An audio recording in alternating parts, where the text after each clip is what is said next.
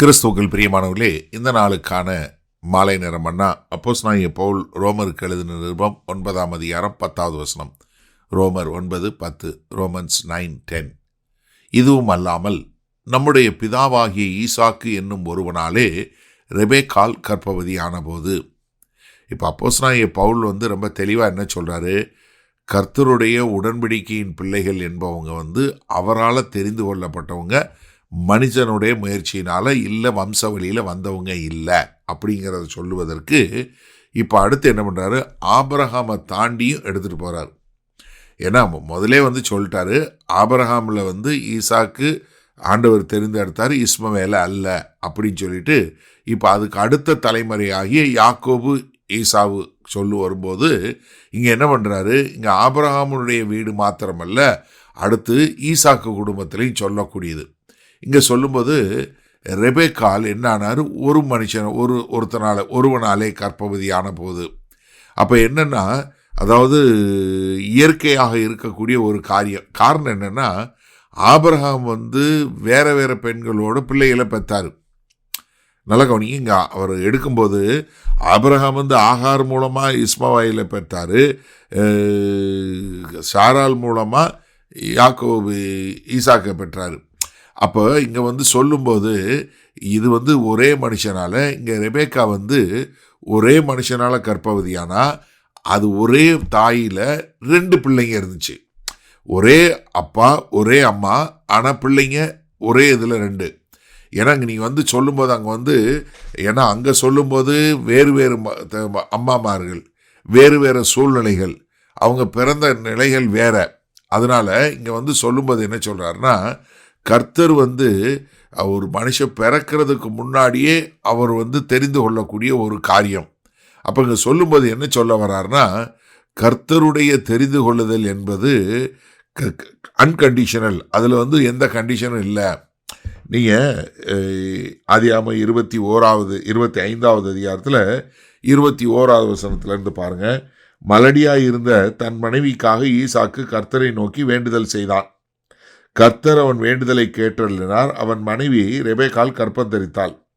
அவள் கர்ப்பத்திலே பிள்ளைகள் ஒன்றோடொன்று மோதி கொண்டிருந்தன. அப்பொழுது அவள், இப்படியானால் எனக்கு எப்படியோ என்று சொல்லி கர்த்தரிடத்தில் விசாரிக்கும்படி போனாள்.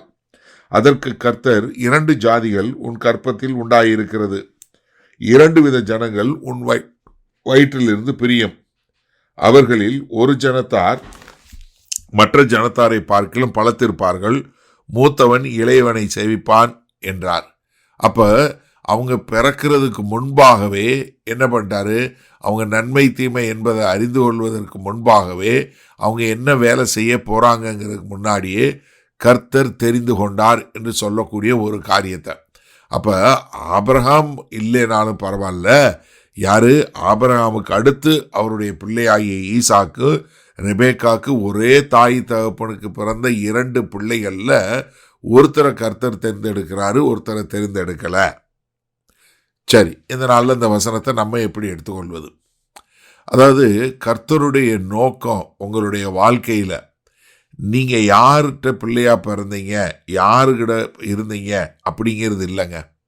கர்த்தர் தெரிந்து கொண்டார்னா, ஏன்னா இங்கே சொல்லும்போது நமக்கு ரொம்ப அழகாக சொல்லி கொடுக்குறாரு. யாக்கோபும் ஈசாவும் 2 பேருக்கு அம்மா அப்பா ஒன்று தான், ஒரே கர்ப்பத்தில் தான் பிறந்தாங்க, ஒரே நேரத்தில் தான் பிறந்தாங்க. ஆனாலும் கர்த்தருடைய திட்டம் இருவேறு விதமாக இருக்கிறத பார்க்குறோம். இது என்ன செய்யணும்னா, இன்னைக்கு உங்களுக்கு இந்த செய்தியை கேட்டுக்கொண்டு இருக்கிற நீங்கள் உங்களுடைய அழைப்பை மற்றவங்களோட ஒப்பிடுவதை நிறுத்த வேண்டும். நல்லா தெரிஞ்சுக்கொள்ளுங்க. ஏன்னாங்க யாக்கோபு ஈசாவை குறித்து சொல்லும்போது ரொம்ப தெளிவாக சொல்கிறாரு, அவங்க 2 பேரும் ஒரே வயிற்றில் இருக்கிறாங்க, ஒரே தகப்பன் ஒரே தாய். ஆனாலும் அவங்க பிறப்பதற்கு முன்பாகவே கர்த்தர் ஒருத்தரை தேர்ந்தெடுக்கிறாரு. அப்போ நீங்கள் பாருங்கள், ஒவ்வொருத்தரையும் ஒரு நோக்கத்துக்காக தேர்ந்தெடுத்திருக்கிறாரு கர்த்தர். அப்போ நீங்கள் எப்படி போய் உங்களை மற்றவங்களோட கம்பேர் பண்ண முடியும், ஒப்பிட்டு பார்க்க முடியும் சொல்லுங்கள்? அப்போ உங்களுக்கு என்ன அழைப்பு இருக்கோ அந்த அழைப்பை நீங்கள் செய்யுங்க. நீங்கள் எதுக்கு மற்றவங்களோட ஒப்பிடுறீங்க? ஏன்னா உங்களை பொறுத்தளவுக்கு உங்களுடைய கர்த்தருடைய திட்டம், உங்கள் வாழ்க்கையில் ஒரு கர்த்தருடைய திட்டம், அது உங்களுக்கு மட்டும்தான். அது தனித்தன்மை பற்றது, யுனிக்கு. அது மாதிரி இல்லை, அதே மாதிரி அது தெரிந்தெடுத்து செய்யப்படும், இன்டென்ஷனலாக நீ இதைத்தான் செய்யணும் என்று சொல்லக்கூடிய ஒரு காரியத்தை கர்த்தர் குறிச்சிருக்கிறாரு.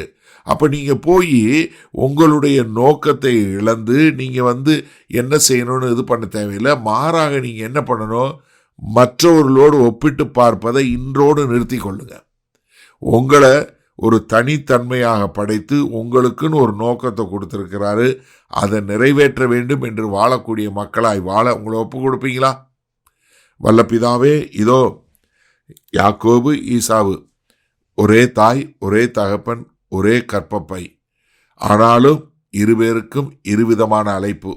அதேபோல் அந்த செய்தியை கேட்டுக்கொண்டிருக்கிற ஒவ்வொருவரும் ஒரு தனித்தன்மையாக ஒரு சிறந்த நோக்கத்தோடு படைத்திருக்கிறீங்க. அதனால் அவங்க யாரு கூட தங்களை ஒப்பிடாமல் ஆண்டவரே உமக்கென்று வாழ நாங்கள் அர்ப்பணிக்கிறோம். மீட்பெறும் இரட்சகருமாகிய இயேசு கிறிஸ்துவின் மூலம் பிதாவே, ஆமேன். கர்த்தர் உங்களை ஆசீர்வதிப்பாராக. நாம் நாளை காலை தினசரி தியானத்தில் சந்திப்போம். Good night.